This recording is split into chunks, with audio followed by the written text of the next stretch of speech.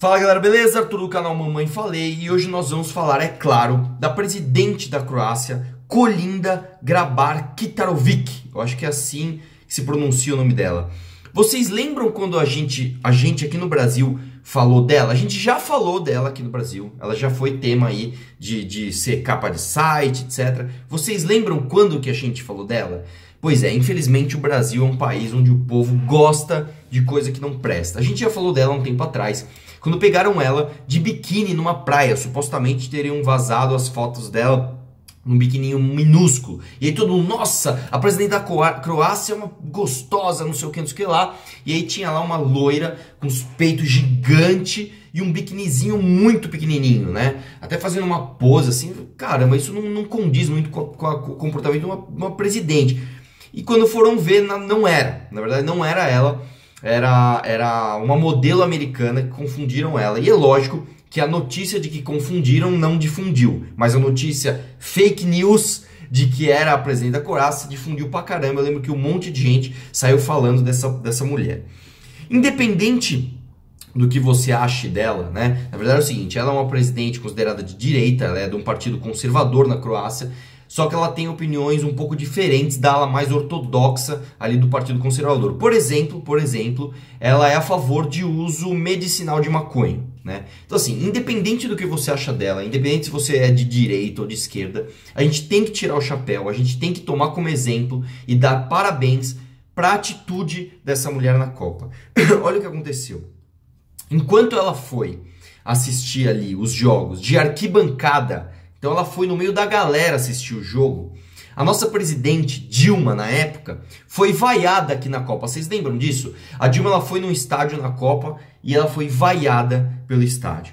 Enquanto a presidente tirou folga para assistir os jogos do país que ela ama, né? Os jogos de futebol do país que ela ama, ela vai descontar esses dias que ela não trabalhou do seu próprio salário. Sabe o que acontece aqui no Brasil? Juiz tem 2 meses de férias. Sim, os caras têm 60 dias de folga não remunerada. Inclusive agora no mês de julho, o STF, por exemplo, está em recesso. O Gilmar Mendes está lá em Portugal dando rolezinho na calçada e a gente está pagando o salário dele.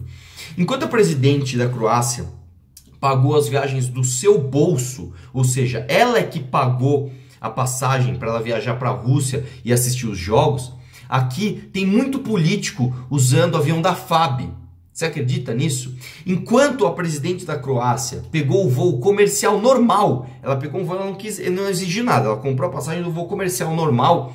Os nossos ministros de STF aqui, eles têm uma área privativa nos aeroportos para que eles não tenham contato com o público. Acredite se quiser, é isso que acontece aqui no Brasil. Enquanto ela pagou os ingressos dos jogos, ela pagou com o dinheiro dela. Eu vou assistir o jogo, tá aqui, ó. O dinheiro, eu vou pagar com o meu dinheiro o valor do jogo. Sabe o que o governo do Brasil faz? Dá Lei Rouanet para artista consagrado, dá milhões de reais para Claudinha Leite, para Daniela Mercury, que eu falei um pouquinho mais cedo. Então é isso que acontece aqui no Brasil. E a questão não é só o valor desse tipo de coisa, né? Se você pensar, bom, se pagassem a passagem dela, ou se não descontassem os dias que ela tirou de folga para assistir os jogos do salário dela, não ia quebrar a Croácia. A Croácia não ia ficar mais pobre no dia seguinte. Mas a questão é a moralidade. A questão é que é imoral você não trabalhar e receber. É imoral isso acontecer. E aqui no Brasil a gente vive sim uma crise moral. As pessoas têm mania de falar, não, porque você, quando você é liberal, você só pensa em economia, você não pensa ali na moralidade. É mentira, não é verdade. É imoral o que acontece aqui no nosso país. Por exemplo, quando um deputado vai visitar o Lula lá, ou um senador, a gente paga a passagem dele. Quando a Dilma foi falar mal do Brasil, foi falar mal do impeachment, o impeachment era golpe. Ela foi viajar a Europa falando que impeachment é golpe. Nós pagamos não só a passagem dela, mas nós pagamos a de todos os assessores, seguranças e o salário desses caras. Nós pagamos para ela viajar por aí pelo mundo falando mal do Brasil, falando que impeachment era golpe. Isso é uma crise moral. Agora, quando esse dinheiro realmente é grande. Agora, inclusive é o seguinte, mais uma coisa que eu lembrei. A Dilma, né, ela foi recordista em gastos de dinheiro público em viagem. A Dilma é recordista em viagens com dinheiro público. Olha só que coisa.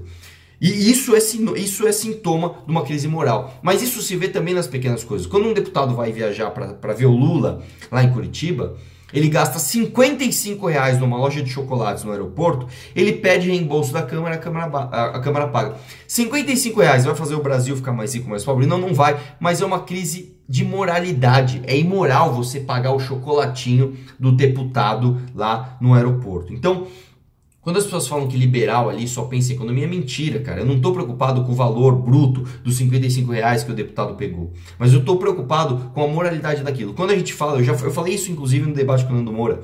Quando a gente fala que a gente é a favor, por exemplo, da reforma da Previdência, a gente não é a favor da reforma da Previdência só porque ele é economicamente melhor. É porque é justo. Então é errado o mais pobre pagar a aposentadoria do mais rico, e é isso que acontece hoje no Brasil.